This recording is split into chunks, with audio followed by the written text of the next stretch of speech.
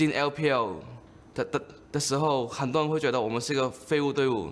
这个时候我们进了 LPL， 不是进了 S6，就感觉把他们脸全打光，就疯狂打他们的脸，我们就特别好玩，特别开心。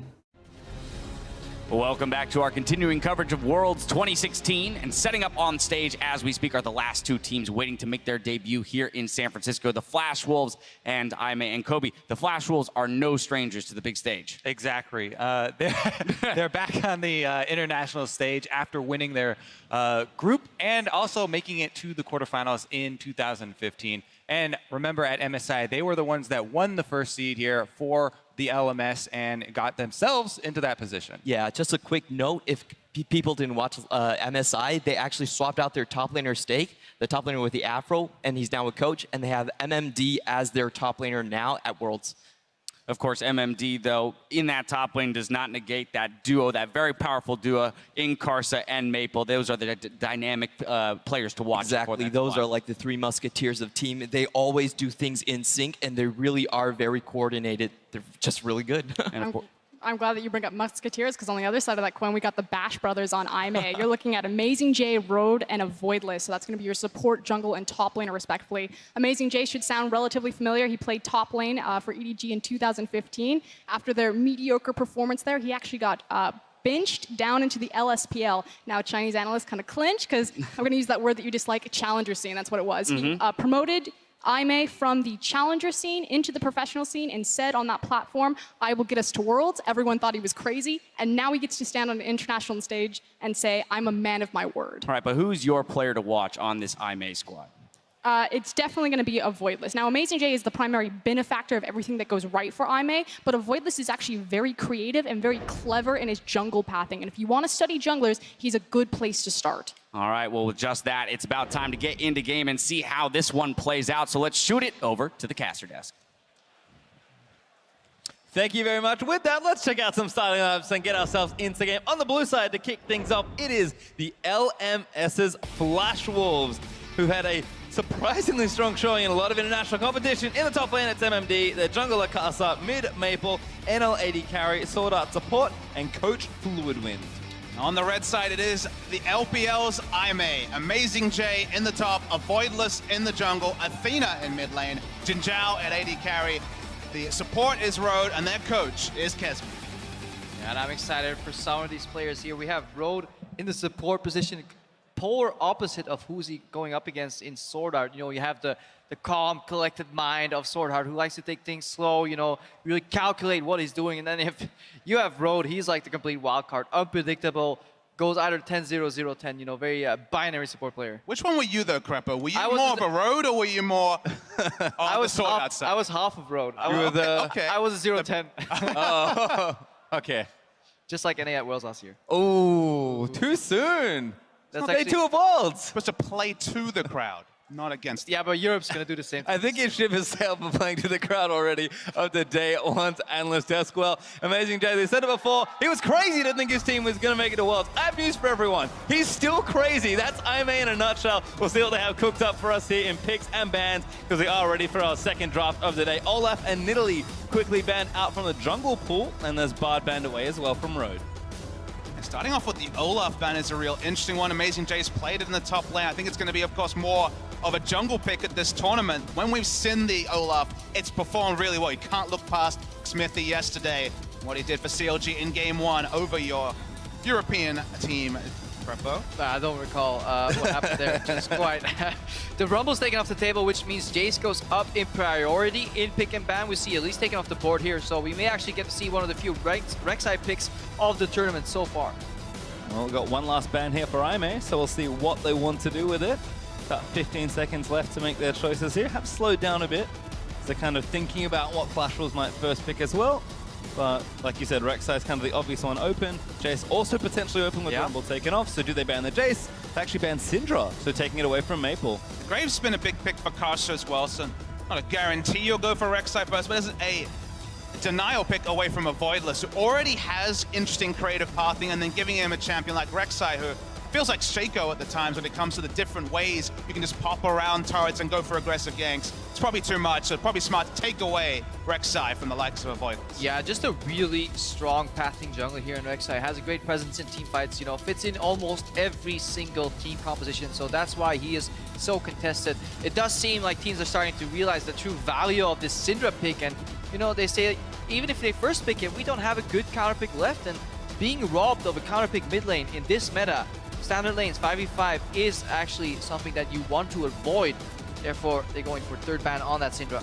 So Jin Zhao was really heavy on 280 carry picks. It was Sivir and Jin. Jin, of course, had the larger nerfs since 615, but still very much in the meta. And we saw a Zac ban in game 1 of the day. I'd love to see our first Zac on the Rift. Well, I guess we'll find out soon, because IM8 do have to have a little more time to make these choices here, but 2 picks to come for the 3rd seed Chinese team. Do they stick with a consistent carry for Jin Zhao? Do they mix it up for Avoidance really in the jungle? There's Jin locked in, and we are going to get it! Our first Zac of Worlds. Oh, I love seeing a well-played Zac. There's a big difference between somebody who is just testing out the champion and who has played it in multiple scenarios, situations, coordinates with his team to really get the most out of that leap, because Zac, much like Evelynn, forces entire teams to change the way they think about ganks. Because you don't ward in the river versus Evelynn, because she knows she'll be invisible. You don't ward in the same spots versus Zac, because he'll just come flying over. And just consider the jungle matchup. The power of Rek'Sai, apart from the global, strong pathing, is the tremor sense. It's about being able to see people set up for a gank. Zac just charges that elastic slingshot. There is no visual indicator there for the tremor sense. So just in terms of compositional-wise, in a 1v1 in terms of these junglers, I feel like Zac can outthink, outfox a Rek'Sai, and there aren't many junglers that can do that. Well, it seems like Flash Wolves are going to keep it very safe for these next 2 picks. Na and Karma are locked in there, so flex potentially for Maple in that mid lane, but of course Sword Art can take it for a nice strong duo in the bottom lane as well. Yeah, and it almost feels like this Karma is slotted in for support, because what it brings to the bot lane, guaranteed push, good shield, speeds up your entire team comp as a miniature Sivir in the mid game here. Super strong support, and she was actually the main reason Nami came back into the meta, because people needed an answer for that Karma in lane. Well, we'll see what IM8 go with their next few picks. Now, the Varus would certainly be in the wheelhouse of Athena. Some people here might not know, but last year at the Casper Cup, on ESC Ever at the time, Athena became known for his teleport Varus plays, and just in general was a bit of a Varus one trick on the international scene when he played at IEM Cologne as well. Going with what he knows on the international scene once again, sticks with the Varus. Yeah, and he's a good pick against some of these stronger, like, duelist mages that are in the mid lane, because he simply just outranges them. Yes, he will yield the pressure in certain scenarios where he can't contest the minion wave early, but he's always safe here. And they're building themselves quite the interesting poke compositions. Varus Qs plus Jin Ws that can actually lock down targets for the follow-up that they can build here. Very complex to play, and obviously need to be careful. But if you can combine that siege poke, you know, with a flanking echo, you can do a lot of damage. Yep, they've got the decent follow-up there with Amazing J's top lane echo. Lucian is locked in for the Flash Rolls though, and one more pick to come. It seems like it is a mid lane pick, so Karma kind of going where expected there in that support role, in a very strong duo lane with the Lucian and Karma. But Flash Rolls definitely taking their time with their final pick here, but they're out of time to pick, and it will be Vladimir to round out the team comp. Kind of start worrying about the range discrepancy between these two teams. Both Jin and Varus heavily outrange anyone on the side of the Flash Rolls. Sure, they have the teleport engages. Sure, they have the Karma speed, but this is very much turning into team fight versus poke. Yeah, and it will that will mean that Flash Wolves have to be ultra decisive in their approach. Go means go, which means Vladimir has to flash Ghost into the backline. Follow up by Rek'Sai aggressive going in, and hopefully having the teleport come in from MMD and flanking with that Gnar bar filled up here. But actually, this is a really big surprise here. The fact that Road locks in Alistar. You saw Mata do it in the matchup he should have lost, and this is actually very tough for them to win, because if they get poked down, you can actually never engage on Alistar. That's the whole premise of range support versus the Alistars, is you poke him down to 60%, 50%, he can no longer go for that combo because he'll just get bombed. Mata avoided that successfully yesterday, but can Road do the same? We'll have to see. Well, we talked about Road. He really does have a very feast or famine playstyle, and Alistar as a champion I think will lend itself to that here. If he goes off a max place, gonna look like it's the easiest thing in the world with this Alistar, but if things start going poorly in that bottom lane, Road's gonna be kind of a lot of that burden with the way that they've drafted here. I mean, he defines go big or go home. This guy literally takes over a game or spends the most of the game with a gray screen, because this guy certainly is so polarizing And he's going to make a big name for himself because he's taking a massive risk, just like Marta with that Alistar. Yeah, it looks like he's locked in the Ignite here. Thundercount Hey. Supreme. He wants to go for the Q Flash on the Lucian, knock him in into the Jin W, blow him up with the big crit. But if it fails, ooh, then it's going to be rough against that Flash with bot lane. We'll have to see, but don't forget to send us your marquee moments with the hashtag World's Big Plays throughout the tournament so we can keep the highlight reel going on the road to the Summoners Cup. Flash Wolves versus IMA, our second game of the second day of Worlds, and these are the last two teams we have yet to see. Group B is going to have all its teams play once these two go head-to-head. First Zac in that final first matchup, like you said, really excited to see. I'm sure Meteos, off the stage now is going to step back, give him a bit of a, a peanut gallery for this Zac and try and rate his play. But it's a really interesting one. There's two teams that most people know a little bit less about than they do the big Western teams, the big Korean favorites.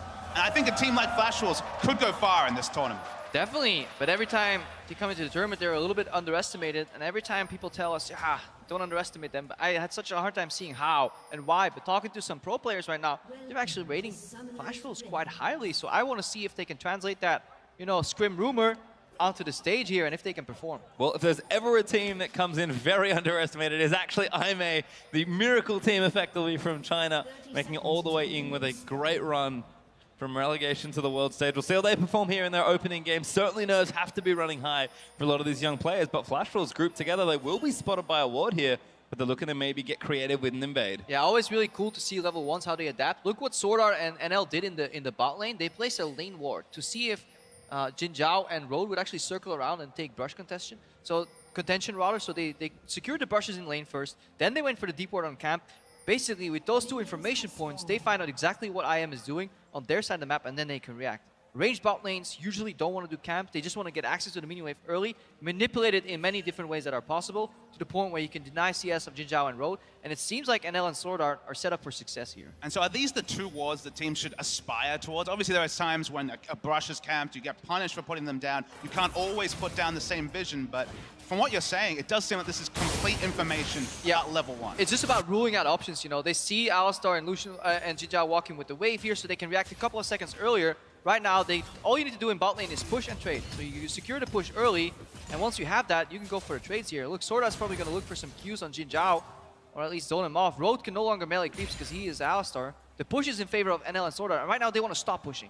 They just want to poke, and look at the bot lane from IMA. They respect that by walking backwards. And putting down 3 wards also stops there being any way for IMA to find extra experience for Road and set up a level 2. If you get level 2 first on an Alistar, sure, you can make big plays, flash, headbutt, pulverize, headbutt into the turret with the Ignite. But when that is completely rained out with 3 wards, then this lane is very predictable. It's going to be Flash Wolves in almost full control. And right now, they're suffering, they're taking some poke. Will be able to farm on their tower, but then again, you trade for what? For freeing up your support. Sword Art can then move into the enemy jungle, perhaps randomly walk up in mid lane. Right now, there's not going to be too much action anymore in bot lane. It's all about how well Jin Zhao can farm, so we can start taking a look at some of these other lanes. Well, the nicest thing is we had a lot of questions in general about the IMA bottom lane, so we'll see how they navigate an interesting situation with great play early on from NL and Sword Art. Avoiders is pathing down there, don't forget, they had that info, but Casa has also made his way to that side of the map as well. Solo lanes right now, kind of looking a little here and there, but should be okay. And this is something Avoiders does really well. He's always aware of what jungler he's playing against, so right now he got the Wolf Sprite, which is really good against Rek'Sai, because you can always then spot him when he invades, if he goes over some of these walls. Like, it's an auto-locator for the Rek'Sai. He leaves a ward in his own jungle on his blue buff, and he doesn't want to duel here because he doesn't have bot lane priority. As we talked about earlier, Papa, like, this Karma can just invade and contest blue buff. Yeah, there's just no way with the exact 2v2 and with the level 1 from Flash Wolves that you'd ever be in a position to have that quick blue buff pass off.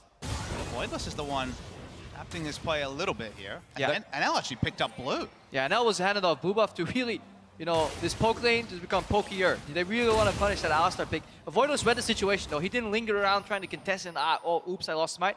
So he just went to the other side of the map. But then the reaction came out here. Oh, this Flash is moves. greedy. He wants this, but he's forced to flash out of the way. MMD hops on Maple for the assist, and there's the hyper proc in. Athena gonna try and protect his teammate, but he's turned into blobs, and a teleport is gonna save the final blob. Might still go in for it. Oh no! You're supposed to. Yeah, you're supposed to complete the teleport. You're supposed to complete the teleport, because even though the blob is not moving on your screen, it is actually moving in real time. So the Zac will come out of that passive and then be able to escape. I think Amazing J just expected Voidos to die after the passive anyways. But that is one of those things you can do with Zac. Teleport renders the blob invulnerable, and it actually will complete Zac passive channel. It doesn't interrupt it at all. But the one thing you can say is because it's the Echo top, not having a teleport means that he can just wait till level 6, still get a shop in and not be punished heavily. Because usually, if you can't get back and teleport to lane, you're going to be, what, a couple of Dorans, or in this case, perhaps working towards a Black Cleaver or a Frozen Mallet behind a Gnar. But because you can ult back into lane, not as punishing. You're not expecting map plays in the next 5 minutes. Definitely, but this was beautiful team play by Flash Wolves. They figured out what happened level 1. They aggressively contested blue on the other side, so they forced Voidos' hands.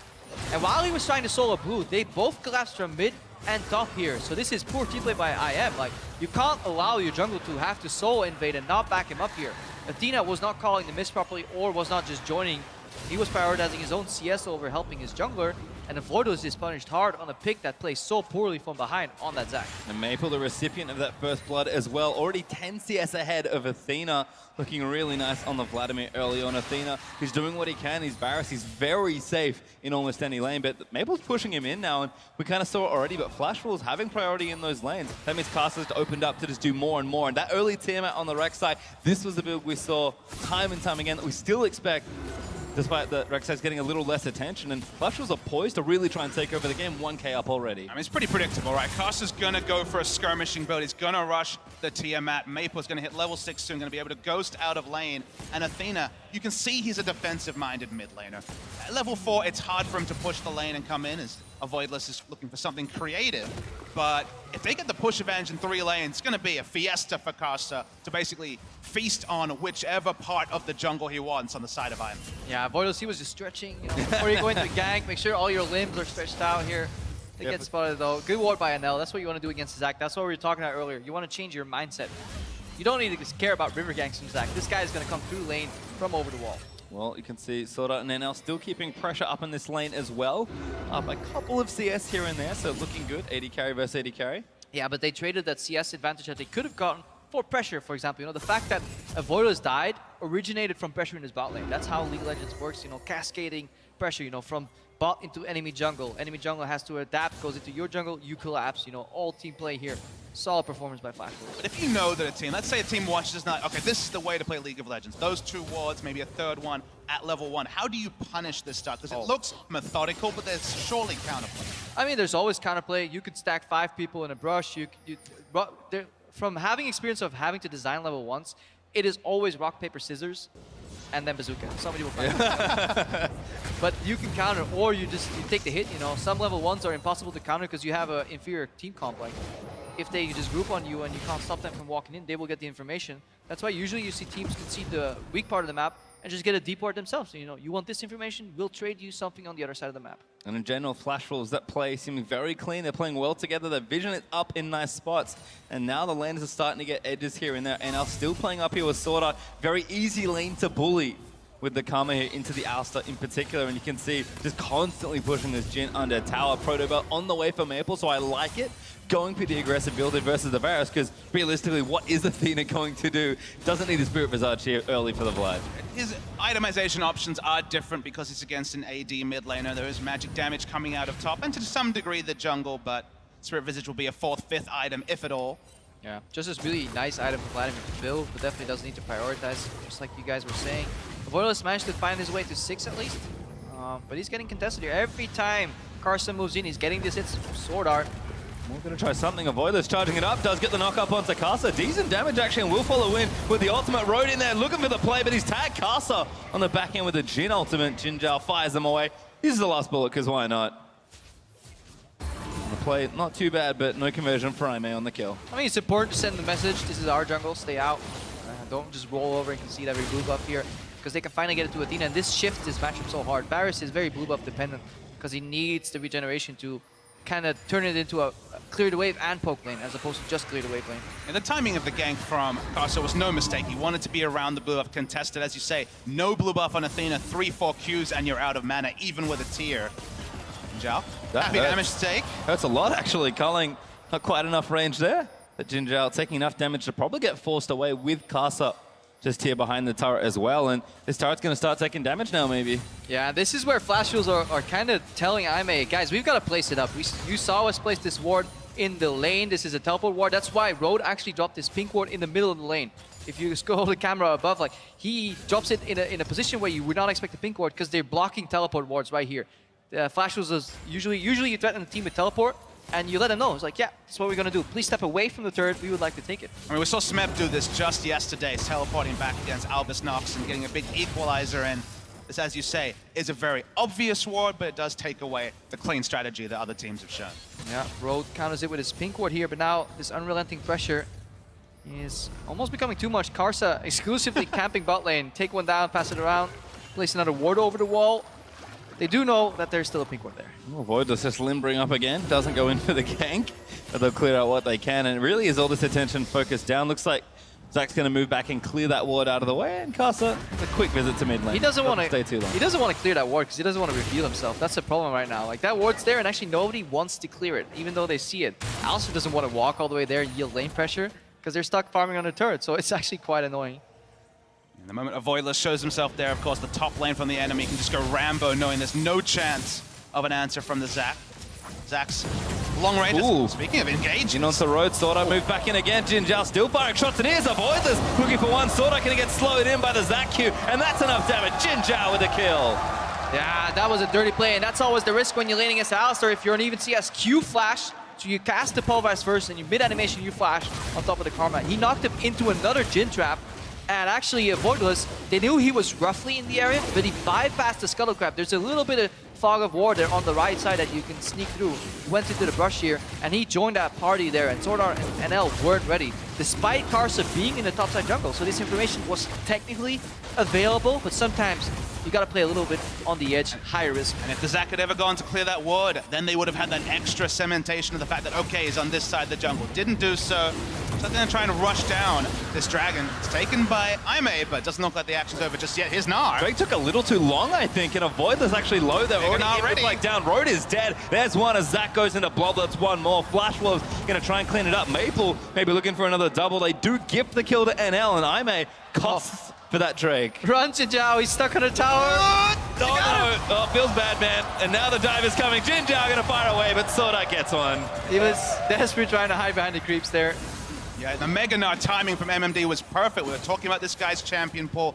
It's on the analyst desk. He's showing that his Gnar is up to par. The Echo is one of his big picks. Amazing J had teleport available the whole time. Didn't choose to use it. Maybe was called to stay in lane. Seeing a replay of the fight right now. Of course, Road gives up his life. They didn't want any more bonuses, but it ends up being 3 kills, and predictably probably going to be the first break or the first turret of the game over to the side of Flash Wolves. Yeah, really good reaction from Flash Wolves. So despite so close to getting out there, despite making this small mistake in lane, they actually capitalize on the follow-up play here. MD lingering a little long. He still has ultimate available. Good Mega Gnar at the wall. Oh, he freezed in midair!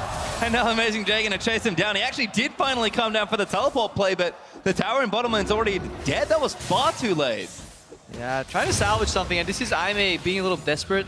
Sometimes these less cohesive teams will do things in the spur of the moment. You know, the unpredictability works in their favor sometimes, but more often than not, as you get against better competition, it becomes exploitable here. And Aime, right now, is down 2.7k gold here. The item timing's looking really clean for the side of Flash Wolves. And I was actually just rotated top because they already have that bot lane turret, trying to get as much guaranteed gold, grow that gold lead, but Gnar has frozen Mallet, just some pieces of his item build here for Amazing J. So the laning focus from Flash Wolves looking really, really good. MMD's booking it and does make it down to the bottom lane. Decent damage on the turret, but Flash Wolves will hold on to it for now. NL and Karsa are assaulting his top lane outer, and Voidless is effectively babysitting here to try and make sure that turret stays up. Swordart joins, but he wants to clear wards instead, and Flash Wolves still with such clean macro plays. Athena, a little bit of damage on the Maple, but Maple with the Protobot done already, and the makings of a Seeker's Armguard. Not really feeling it right now from the Varus. The mid lane's just being played around, to be honest. Everything out. The game is happening around Vladimir and the Varus getting free farm, which bodes better for the Vladimir than it does for the Victor, especially because when you're talking about timings like siege timings, with the likes of Jinjao behind, with all the map control over to Flash Wolves, Feels like the items and just the engage options will be strong enough to counter any extended sieging from IMA. I definitely agree there, Papa, especially if we look at the Sunrunners too. You know, Ghost, Flash, Vladimir can dive into backline. His objective is to kill. Protobelt as well. Protobelt, you know, get that distance in. The 3-step jump of Vladimir. Seen a lot of flash pulls this tournament already. I can't imagine Maple will buck that trend. There's good culling, you know, to Jin Zhao. Will get the damage down. He's looking to wrap around. It is Sword Art going to zone them off the turret. Good damage onto Road, and that turret's not long for this world. Bottom turret still not taken down by Aime either. Amazing J's working on it, but they pulled their duo back to the top lane to try and salvage some of the assault there from Flash Wolves. And Aime, you kind of mentioned it already, they are a chaotic team, but when Flash Wolves is playing around you, they don't really care that much. But you need to look at what Flash Wolves is doing here. It's actually quite fun to watch, to see them execute it so well. Every time they push, Sword kind of holds NL's hand until he's at the tower, then he lets him go. It's like, don't die. Whatever you do, don't die. And then he groups up with Karsa into the jungle, places a couple of wards, deep vision, they back out and repeat it again. And every time, the map keeps shrinking here for Aime, and they feel like they're under pressure, and which leads them to either yielding or making these very like rash, in the moment kind of plays that end up biting them in the butt. I mean, 2 teams in a row. First it was SK Telecom, now Flash Wolves executing the full court press. You know, something that sounds great, that shouldn't be possible. You talked about trading objectives. That's kind of been what competitive League of Legends at the highest level has evolved into. Hasn't been so much trade. It's been Flash Wolves getting 3 or 4 for just the scraps that IMA able to pick up and even miss out on when we saw them attempt to get that kill on the Nara in bot lane. So unless IMA can make a big pick and translate it into a big objective, it feels like Flash Wolves are kind of on that inevitable rush towards victory. Yeah, and they certainly don't have infinite time at all. 4,000 gold up already for Flash Wolves is a substantial lead 16 minutes into the game. IMA did get the first strike, but it cost them 3 members and a turret last time. So I'll see if they play a little more carefully around the Ocean Drake that's spawning in a minute 10 right now. Flash Wolves just continuing to move their members around the map and take hold of the relevant portions. With Drake coming back up, they're going to move NL, Karsa and Sword Art presumably back down to this lane and just keep playing around them. As Amazing J. That's a face shake into a knock up there. Does parallel convergence down to try and save his life. Culling is there. Amazing J has the ulti ready, but he can't really go anywhere good, but not enough damage to take him down. And it's what you were saying right there. It's a 3-man squad of the AD carry, jungler, and support heading down to the bot lane. Traditionally, sometimes in the previous meta, you would see a 1-3-1 come out. You know, 3 members going to the mid lane. The problem is Vladimir is not really in the point where he wants to go side lane yet, and they're playing against a kind of one-shot wave clear AD carry in the mid lane. So it's kind of wasted. If Lucian, Karma go mid here, it's not good for Flash Wolves. So they're actually doing a 1-1-3. They're putting their power on the side lane, push that wave all the way up, go in for deep vision, push it up again, and then they can converge on mid lane, potentially dive, and say to Athena, hey buddy, please step away from this turret. And that's what they want to do here. Either isolate tier 1 in mid lane, or get access to the dragon. And look at, if you just follow Sword Art on the map, he is indicating what objective is next for Flash Wolves by how he's placing his wards. We're getting closer and closer to the 20-minute mark. A stat here will kind of send a shiver down the spines of any IMA fans. So far this season, including regular season and playoffs, if there is at least 1,000 gold lead for Flash Wolves, they are 27-0, have never lost with 1,000 gold lead at 20 minutes. Not even a massive lead, of course. We've seen far larger so far this tournament, but I just don't see a way for IMA to close that gap, and then Flash Wolves are methodical from there. Yeah, mostly because it's Flash Wolves taking kind of the lead here and taking the advantage, seizing the moment kind of, as opposed to IMA going over aggressive and kind of throwing the game. No, IMA are being outmaneuvered here. Flash Wolves, very calculated. We talk about it, they have kind of one big play left in them, but they need to do it at some point now, and this Drake doesn't look like there'll be any contest at all for IMA. They'll give that over. They've got one themselves. The Ocean isn't too bad to give up here, but it just kind of continues to sell the story that IMA aren't willing to challenge Flash Wolves, and if you're not willing to challenge for things when you're the team that needs to kind of make something a little kooky and a little crazy happen, Flash Wolves are just going to play their game and you're going to lose. IMA have made big comebacks in the vein of games like this. You just look back to the game that qualified them for this tournament. Oh yeah. The 5th game against World Elite, where they were massively behind. Amazing J on top lane, Nautilus was feeding out of his mind, but they extended the game further and further and further until one big team fight took it. So is that going to happen here? I don't predict so, but there is still runs on the board for IMA if they're given the breathing room that so far Flash Wolves have not been granted. They're getting a small moment of rest pretty soon here because the war line isn't deep enough and Sword Art's side zone is empty. Quite a few people Little victories, Crepo. Quite a few people sitting on quite some gold here. That's the moments you got to seize here. And that's the problem with the new like warding items. Like they need to be refilled. You don't have unlimited wards. Gone are the days that you can have 20 wards in your inventory and just ward up everything like Mata did. Because of Mata, that got changed. It's like that's not supposed to be possible.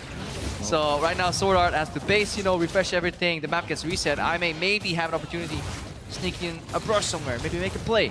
But then they need to read the map. Rift Herald, though, over to Flash Wolves is good news for MMD or Caster, depending on who they give it over to. Looks like it is the top laner, though. Should help him out against Amazing J. Although he doesn't need too much help, and we are encroaching on that 20-minute mark, about 15 seconds away, and Flash Wolves are certainly more than 1,000 gold ahead. Because of that 20-minute duration, it means they'll actually have the Glimpse of the Void on the Gnar, who's already going to have a sizable advantage in the 1v1 till 39.5 minutes, and I don't know if the game's going to go that long, but regardless, it's going to be just maximum uptime in the business end of the game on the Rift Herald buff. Yeah, great point there. That's another kind of late game insurance that they have ready for themselves. So everything is kind of tying together here for Flash Wolves. Looks very controlled to me. Looks very methodical. It does. Some of these actions are not randomly happening. It's not like, oh, there's a blue buff, let's invade. These things are happening in unison. They're using wave push to then free up members to outnumber single opponents here on Aimee and take away their buffs, their dreams, their hopes. I mean, when we were on the analyst desk yesterday, Crapper, there was so much to talk about because teams weren't this methodical. They were making mistakes. We didn't get treated to solid macro like we've seen so far today, so...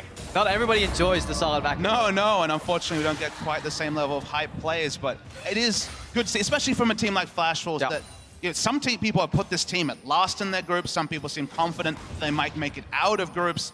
Aimee are hard to read as well, but we're certainly getting at least a picture of Flash Wolves and the ceiling of this team in a game like this. That's the hard thing about Aimee. When you watch some of their games, they do like the crazy stuff ever, and you're like, yeah, go Aimee, and then you tune into another set and you're like, Aimee, what are you doing? Please stop whatever this is. And you never know which one shows up.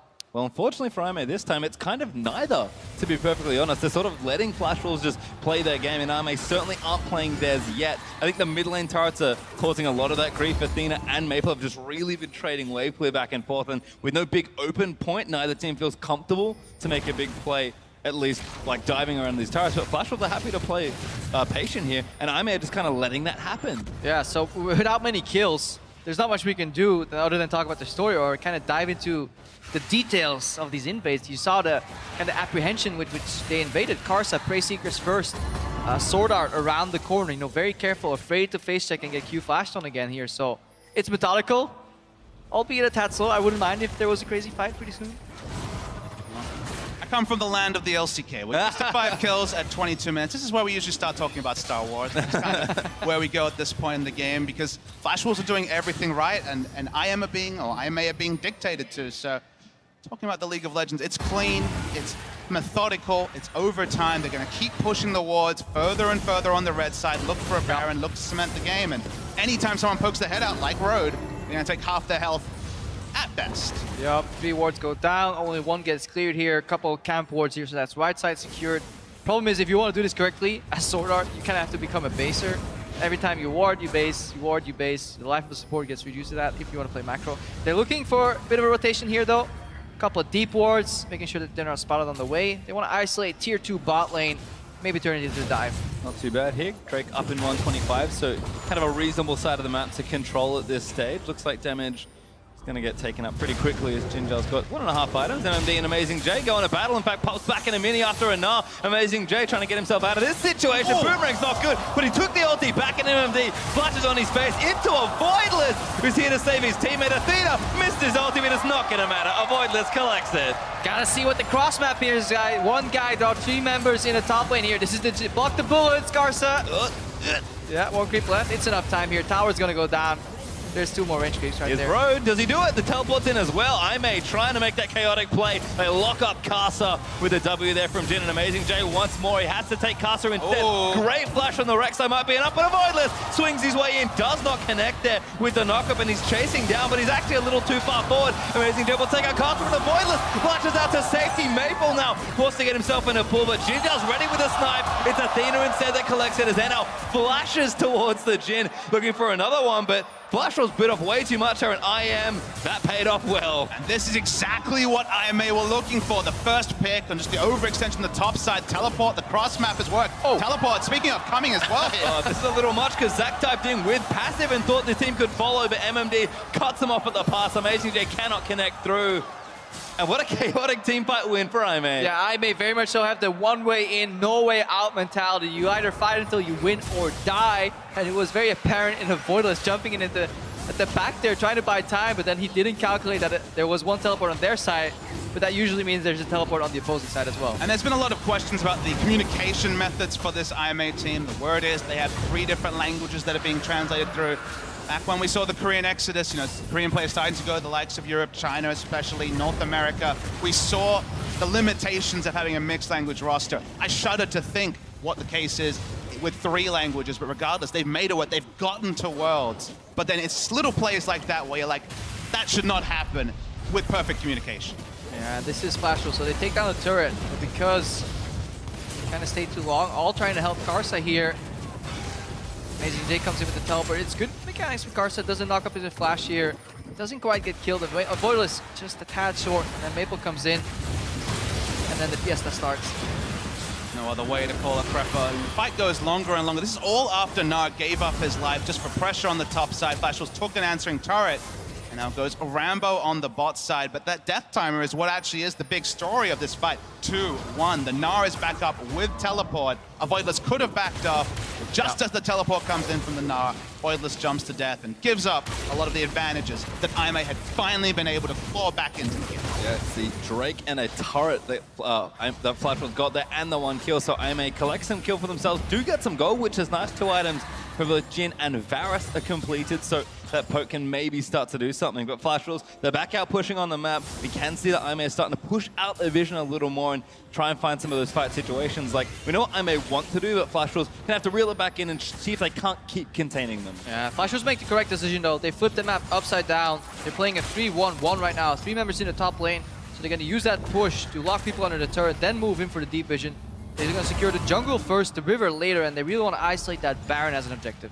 They could just find a way to take this mid lane turret. Athena, for his defensive laning, has been able to keep his mid lane outer turret very healthy. To be fair, Flashwolves have been rotating exclusively around bottom top. They haven't made many visits to the mid lane, but keeping this mid lane turret healthy is probably one of the main reasons why Flashwolves haven't even started the Baron so far, despite all their map control. Yeah, because step 1 in every Baron play is push mid, and if you can't push it past the remains of the destroyed tier 1 turret, then you can't access the Baron, so it's very imperative for Flashwolves to take down the tier 1.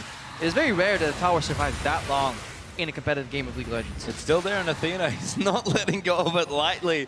Level 15, so is Maple. They've been here for a while, just clearing waves out of it. Flashwolves mid lane turret, for what it's worth, is kind of low. It's got about 20% of its health left, so I am with their AD carry mid laner, and good poke between the Jhin and the Varus can maybe look to get in there, break that space open, and all of a sudden, the game's going to open up here. Castle once again locked up, and that's a kill!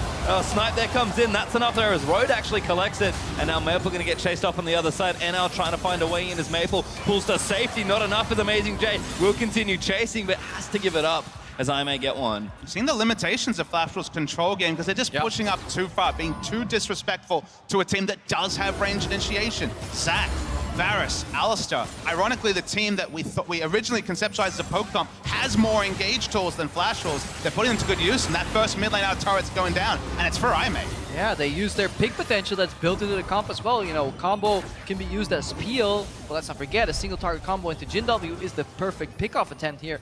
And IMA, they let Flashwolves get a little bit too comfortable here, splitting up, controlling the map, and they bite back. Still behind pretty substantially in gold, but have shortened it a bit from the 5,000-6,000 to 3,500, so IMA looking a little better and have access to the center of the map most crucially. I think it's what they do with the space they've created that really matters here. And this mid turret's going to be a real sticking point for Flashwolves as this game goes on. We're 28.5 minutes in and it's still alive. It's the only thing that is keeping IMA giving them a semblance of map control, really. You know, having that static point that they can really go hide in. It's their safe zone right now. But it's not a mistake by Flash Wolves. Consider the proposition for Flash Wolves. You want to come in with Vladimir, Gnar, Lucian, not long range AD carries or auto attackers, and we're going to have instant wave clear from Varus. Zac can jump in. You need the world's deepest wards to have any predictability about where Zac is going to engage from onto someone trying to take that outer mid lane turret. We saw what Marta could do on the Alistar if he comes on a flank, so you need to basically pink ward both your flanks and have deep vision that sticks, plus have to find a way to deal with Athena just wave clearing from off the screen. So mid lane turret for now is looking impervious as an objective for Flash Wolves to hope to pick up. Yeah, it could be worth for them to kind of swap up what they're doing. 3-1-1 is playable and it requires finesse to finish off, but if you struggle, it might be worth going for the 1-3-1. You know, put the 3 in the middle, put Vladimir on a side lane, force IMA to split up, and then maybe get flanked or dove in the mid lane. Obviously, very easy for us to talk about this, but these are some of the things that are going through Flash Wolves' mind right now. How do we solve this? What is our approach? Luckily for them, they don't majorly get outscaled in the late game, so they can still take it slow. Pot road kind of, but pops the ulti and he should be safe there as Alistar, but maybe the re-engage is looking good for either team here. Flash Wolves with a bit of an opportunity to shove it up mid and see if they can't do damage, but Athena gonna stop all that fun once again, and Jinjar's making his way down from the top lane. So Drake up in 40 seconds, Baron is on the table now as well, almost 30 minutes into the game, and Flash Wolves have just been playing a little more scared than they were in the early stages of the game, and that's where IMA can really strike. I mean, if we could listen in to Flash Wolves' comms, they're probably saying, keep doing it, we've done it well so far, keep to what we're doing. But it's extending the game, it's getting IMA gold. The gold gap has gotten basically smaller or the same for the last 15 minutes. And while IMA don't necessarily have a massive compositional advantage in the late game, you're just giving an option for this game, despite all Flash Wolves' good work, being decided by a single team. Yeah, we're hitting a breaking point here, though, because look at the vision on the map here. Once this Lucian and Alistar step back, where are they? This is basically a game of hide and seek right now for IMA, because they've gotten comfortable farming on their turret, but they've left the entire Baron area exposed. Right now, Baron could be being started and we would be none the wiser, and that is a looming threat of a Baron bait here. At this point, I don't even know if Baron is being started. And there's one red ping. IMA are like, uh-oh, that's actually a possibility here. So we wander over and check it. Now with the vision back on, we can see that I haven't started it, but that's going to give effectively a free trade over to Flash Wolves. And that's the power of Fog of War, and that's sometimes we forget when we're watching this game in full vision, like, why are these guys not doing this or that and not rotating? Do they not see this guy? No, they don't. They literally don't see him. One advantage for the side of Flash Wolves, so for the side of IMA, is that the Drakes they've passed over aren't necessarily the most impactful in the late game. A single mountain might help with taking Baron or maybe finally cracking that outer mid lane turret. If a couple of Infernals had gone the way of Flash Wolves, then the turtling would have really been punished for IMA. But because it's been these other three, they just have, again, more of a chance to scale, and the game being decided in a single fight is happy times given how the start was for IMA. Well, you can see Flash Wolves still playing with plenty of vision around particularly the Baron, which seems to be the next objective on the table after they took that Drake. Elder Dragon will also spawn as the next one, because we've gone actually surprisingly late into this game with Flash Wolves slowing down, and IMA, they're doing what they can, getting the wards in, trying to check it, but pretty hard to defend. 5 in the pit versus Zac and Alistar, so Flash Wolves need to do their research before starting a major buff. They are used to playing very long games here. Methodical gameplay probably originates from playing these slow calculated styles with limited risks. They're also running into a really annoying composition. Like, if you want to control vision, you gotta control smite steals from a Zac. This guy can come from anywhere, over any wall, just leaping in. He can even do a drive-by steal. He doesn't even need to land in the pit to steal Nashor. So it's very annoying to play against, and that's all what's stopping Flash Wolves from really starting that Baron. And as an LCK caster, I can tell you for sure, Crepper, that just because your game time's over 40 minutes doesn't mean you're methodical. Jin 43 minutes, and it's good old CJ. Being methodical. CJ also.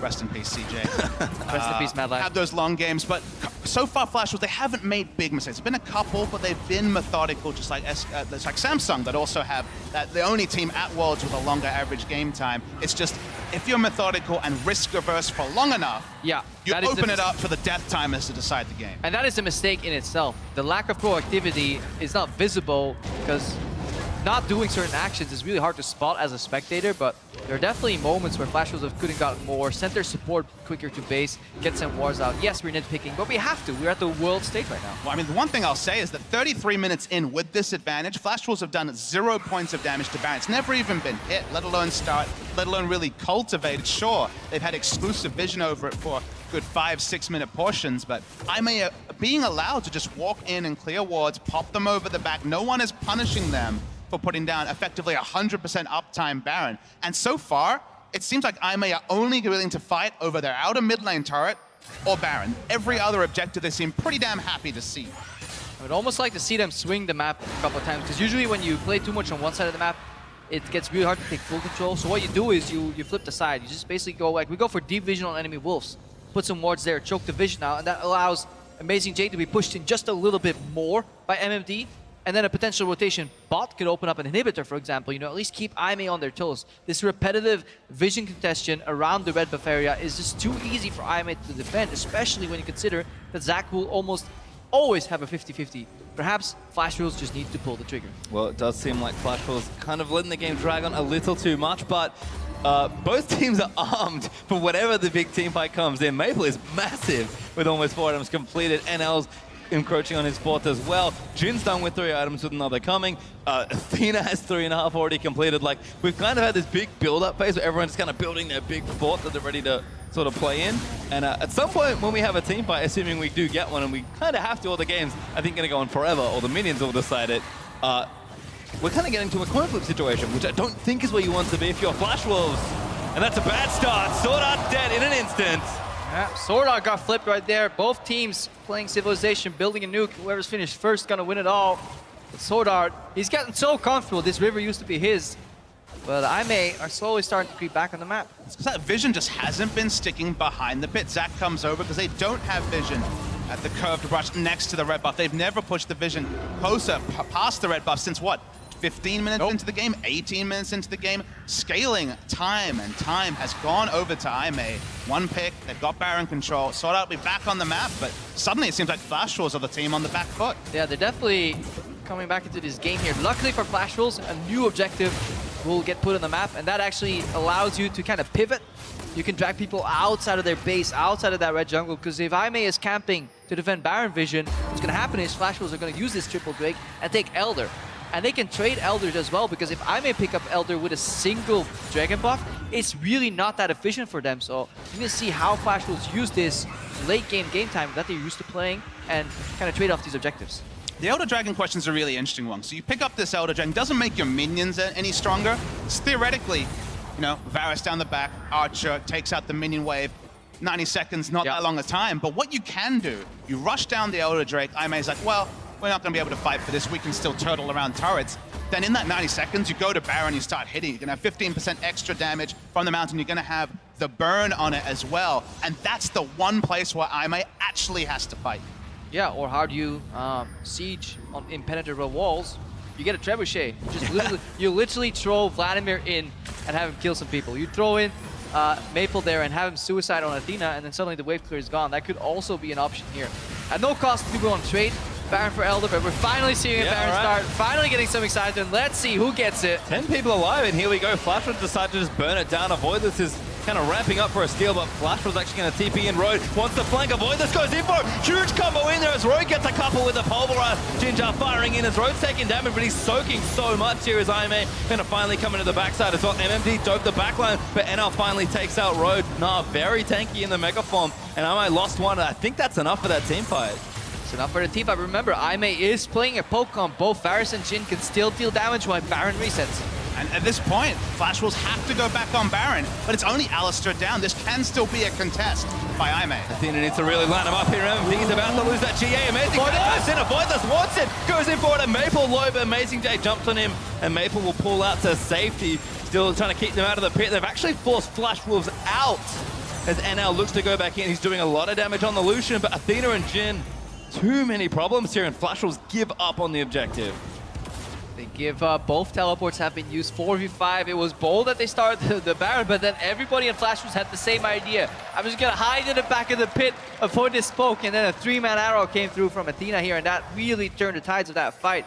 But right now, the map will be condensed. Both teleports being used is in Aimee's favor because they want to group up and poke out and get control of the river that way. So Flash Wolves, they need to play this Dragon Dance correct. I think it's a worrying trend that Flash Wolves tried that. Shoutouts to Jad, of course, forcing that Baron, because honestly, they've kind of been, if this was a poker game, they've been kind of playing tight aggressive. They've been looking for their spots, they've been picking them out, and then just kind of went all in on a 5v5 Fiesta, anyone could have taken that Baron. It was super risky, but they just don't have another way to win the game, and that's just kind of dawned on them 35 minutes in, and they're rushing back to the Baron. They said they had to force it, but force they do, and this just keeps costing them. Maple caught again. Actually, ulti hits Sword Art in the back as Athena lets it loose. Maple forced to use that forward. Sword Art getting sniped. Couple more bullets are going to cover for him. Blast bullets in, but it's not enough, and Road takes too much pain. Will live, though, as Amazing Jay and Avoidless looking for MMD, and once again, the snipes keep coming. The excitement is finally coming. When Pokemons actually start sieging and setting up around an objective, it becomes a game of dodgeball. Pretty one-sided game of dodgeball right here, and then it actually becomes entertaining. This is the build-up we've been waiting for all game. Flash rules initially with the lead, calculated, beautiful macro, but then they slow down. Right now, we got ourselves a good old Baron dance. Voidless wants in again. He looks for Casa, does get him with a knockup. There's the knockup. This be the fight? The Casa goes in. Casa with the dust bite goes in as Ginger gets taken down. And the ulti back from Baron tags NL. NL goes down for the shot as Maple is trying to salvage the fight, but Amazing Day is here to stun it up, and MMD just can't do enough in Magnar form. Maple falls and I may win 3-0 in the team fight. We get a single team fight in the game, almost 40 minutes in, and it might actually decide it. Death Diamonds along, they'll rush onto Baron, the regen will be there from Avoidless, and I may should take the Baron.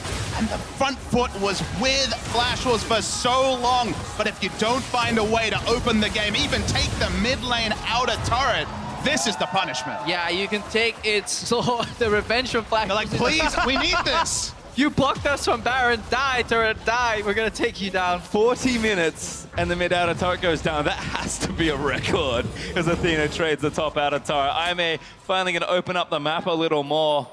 Bottom in hip turret looked a little dicey, but the Flash Wolves minions were not enough versus Road, who, by the way, it's his birthday today. So we'll see if he can collect a win for himself on top of that here. And Ime, we talked about them kind of turtling, being that coin flip team that's willing to take the late game team fights. They just won the late game team fight. Look, you can take it slow sometimes. When you're a little tired, you can lie down, rest a little bit, snooze. But whatever you do, don't fall asleep. And that's exactly what Flash Wolves did right here. They fell asleep. They stopped playing the game. They couldn't find a creative way to get around that mid lane turret. So they ended up trading Baron for it. Yeah, it's just one of those things where Flash Wolves couldn't find a different way to win. They realized that if they went to the Elder Dragon, they would have seen the Ime rush Baron because they'd given so much time for the items to be in position that you can start the Baron. Zac, Echo, Alistar can all tank it. They won't fall low. They can turn around for a fight. And then you gave the ultimate gambling team a 50-50 by continuing to fight around Baron. In fact, the Baron's probably lower. They tried Baron so many times. Now the super minions, now the siege that we thought may never happen is with Baron buff as well. And the Pokemon gets so much better with Baron buff as well because you have just so much more time to hit people, and it's so much easier to hit them as well because they're busy trying to kill the minions, which means they're in static, predictable positions, and then you hit. The only counter is a flank or a teleport flank, and that's what they're trying to do here. There's the flank, but Maple may be caught out already. Ime looking to go back in on the Casa. It's free hitting. Good transform time, but the damage is still good. Naza back in, but it's not quite enough, and the rest of Ime just going to charge forward into the backline. Maple still dishing out damage as Jinjo and NL going to battle, but Jin winning out on that crit battle.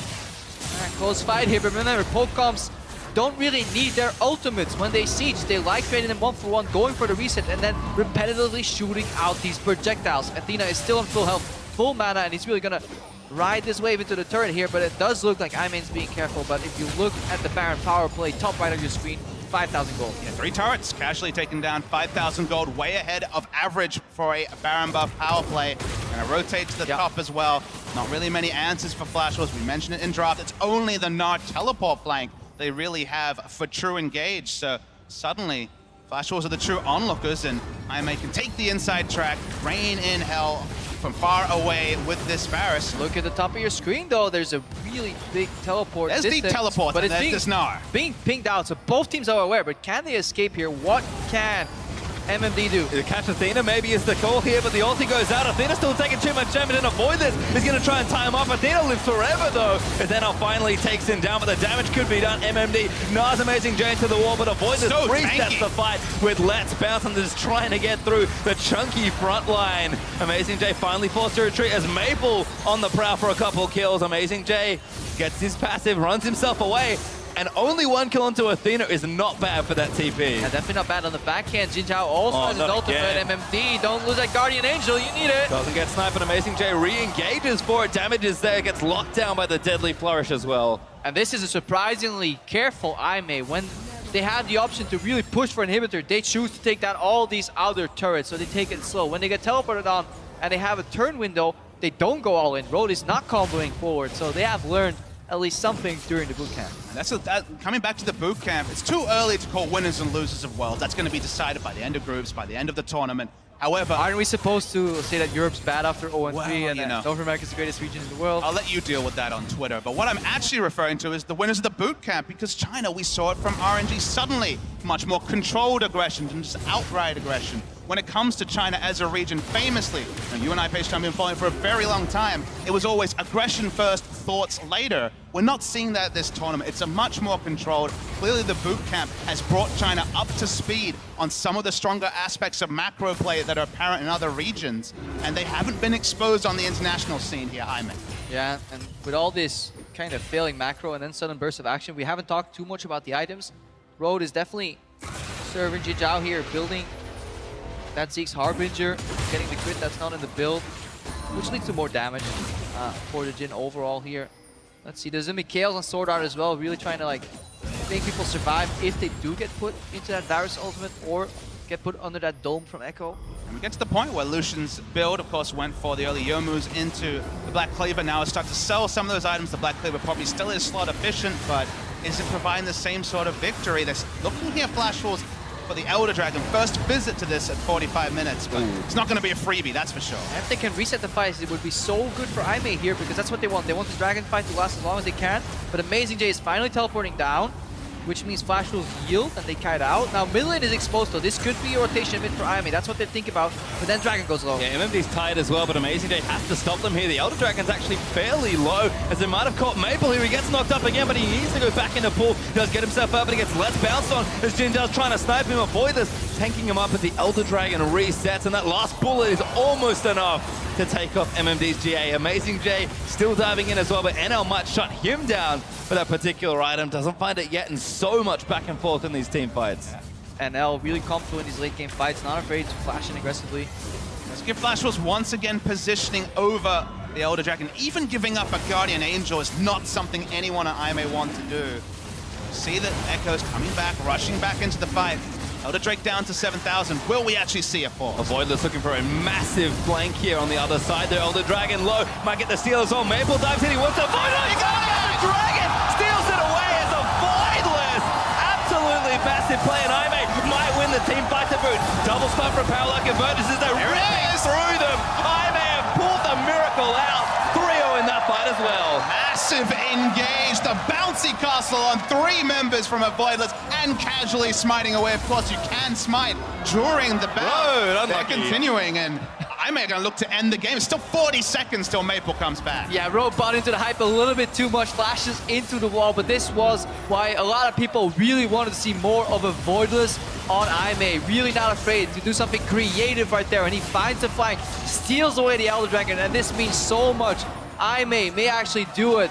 It's a rough translation from I can, and they definitely could come back into this game. No one fails to call this team hard-working, and they worked very hard to get the game to this point. MMD going to cancel out the ulti from Jinja, but he's diving to his death, trying to buy time for his team. He gnaws couple away, but he's now going to respawn here. Jinja's going to pick him up. He'll flash out of the way, but that's another kill as Flash was getting their turrets torn to pieces. I don't think they've got the defense here, and Aimee are going to take down their first Nexus of the World Championship. And question marks have to be put onto Flash Wolves. Aimee played their game. They were given time. They took it. A single fight around the Baron swung their game to them for the first time, and they carried it forward. And Flash Wolves, they're going to feel really out of it. There's going to be a lot of VOD review for this team before we see them on the Rift again. Oh, definitely so. Reminiscent of their match against Team WE as well, you know, hanging in there despite a large deficit and then coming back in the end. Decisive. They really constantly threatened that Baron steal. They made Flash Wolves so afraid of something that would end up happening anyway. Yeah, I was going to say, look what happened. The Elder Dragon eventually got stolen away as the teams will shake hands here. And Aimee, the Cinderella story from China, takes a game here in the World Championships. Definitely rough-looking Flash Wolves. You can see where their strengths lie, but I think also some of their weaknesses. And Aimee, they'll have plenty to look at and clean up. But the story of the Chinese teams, taking all the individual talent they've shown time and time again, and translating it into more methodical play. We've only seen a couple games, but might be something to keep tracking here at the World Championship. All three teams have been talked about as playing spoiler, playing spoiler for likes of C9 and SKT that a lot of people predict will be going through from this group. The SKT part, that's looking secure. Flash Wolves, for 30 minutes of the game, were looking like the sort of team that we'd expect to get out of groups, but suddenly, IMA now are front runners from this group to get through. It's only a single game, but they showed so much adaptation that there's a lot to be happy about for them. Yeah, and I want to see this unpredictability from IMA against the likes of C9. I want to see how C9 can maybe outpace Flash Wolves here and also beat them in a similar manner, because C9 have that aggression in the mid lane and Flash Wolves were taking things slow here, but really fascinating couple of styles. Maybe Flash Wolves also can play different styles. We only saw one game of them with a draft that leads towards this kind of push, invade oriented style. They didn't pull the trigger in the end, but we have to still compliment them on their very,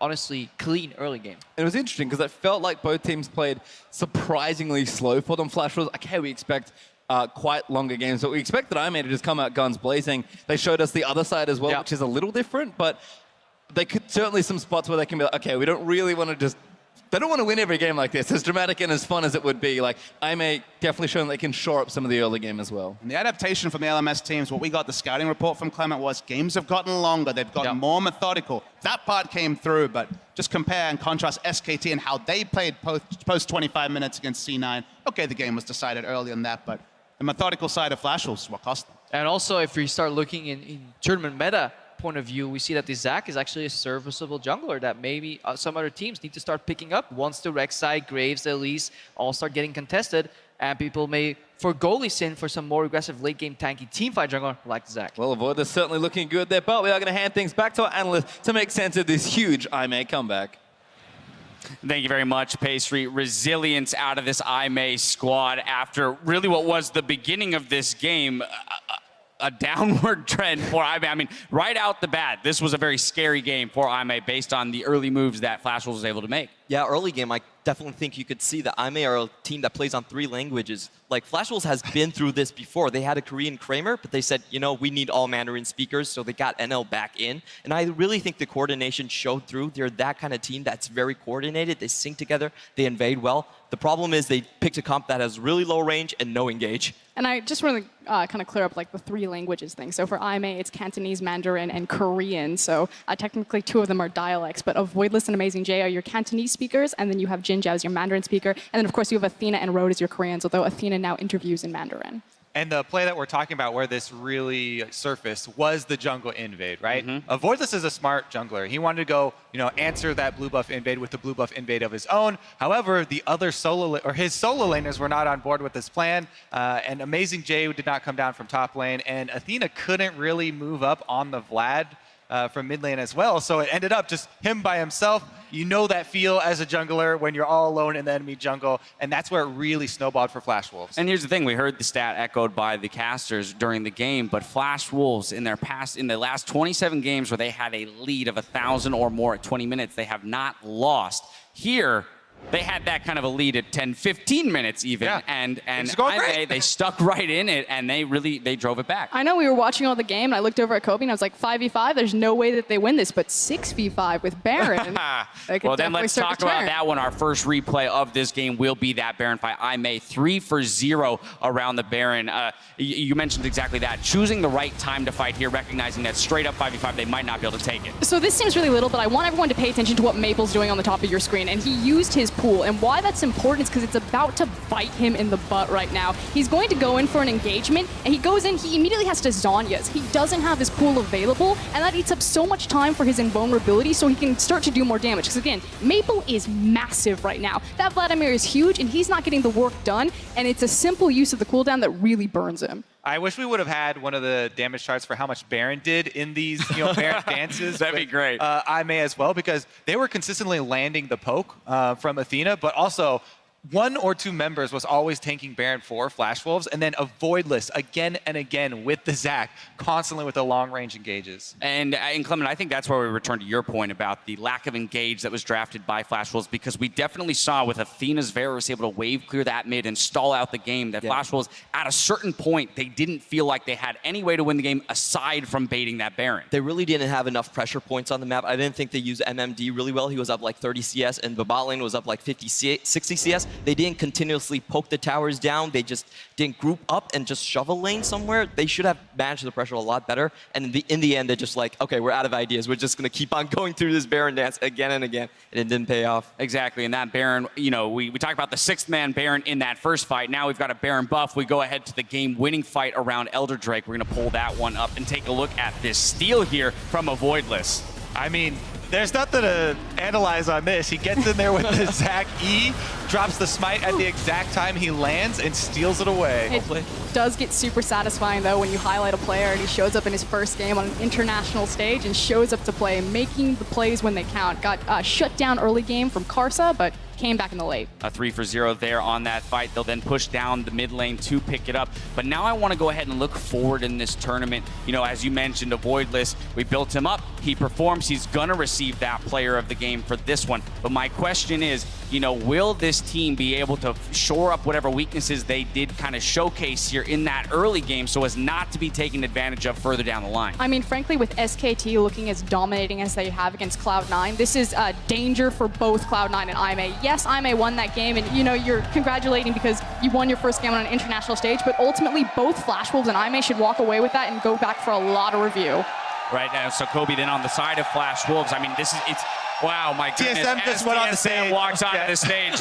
We get drowned out. Who cares about the analysts? No, but for Flash Wolves then, let's go ahead and identify for them because once again, we talked about the fact that, hey, they got out to a great move. Is this just a champion-select thing? It can all be solved by giving themselves more tools to take advantage of their leads? There were problems far beyond champion select there with that Baron dance for Flash Wolves. They really started to lack the coordination we were praising them for in the early stages of the game. It almost felt like they went on autopilot after they got that big lead. Yeah, the main thing I think is a support choice. You see Sword Art, he was very dominant on Alistar this time. On Karma, he really didn't have much engaged tools. And I don't think they managed the pressure from the side lanes very well. This has been a consistent problem for the Flash Wolves. If they do MMD and let him split push and draw attention, I think they can get something out of them. To conclude this matchup, we just have to award a Voidless, that player of the game, here on the international stage. You know, as we mentioned, he was playing that jungle route correctly in the beginning, not necessarily supported by the teammates, but doesn't let him tilt. He comes in with a clutch steal at the end. Great play on that Zac, and as we saw earlier, it was banned against Meteos. He's kind of making the statement game for Zac, saying this is a viable jungler here at Worlds. Definitely in this group. Yeah, at least in this group. Nailed it. Yeah. All right. Well, then the score is settled in Group B for now, and it's time to look towards Group D as TSM and Samsung Galaxy take to the stage in just a few minutes. You already heard the crowd going wild for them. Don't go anywhere. We'll be right back with more Worlds 2016. This is a really interesting one. There's two teams that most people know a little bit less about than they do the big Western teams, the big Korean favorites. And I think a team like Flash Wolves could go far in this tournament. Into blobs and a teleport. I love it. It's gonna save the final blob. I am. Might still go for it. Oh no! You're supposed to. Oh no! Oh, feels bad, man. And now the dive is coming. Jinja gonna fire away, but Soda gets one.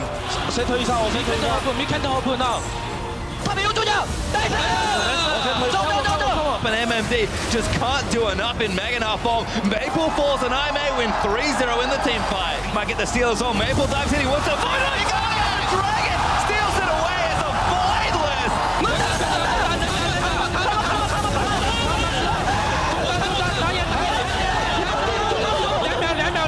For an IMA, I'm going to take down their first Nexus of the World Championships.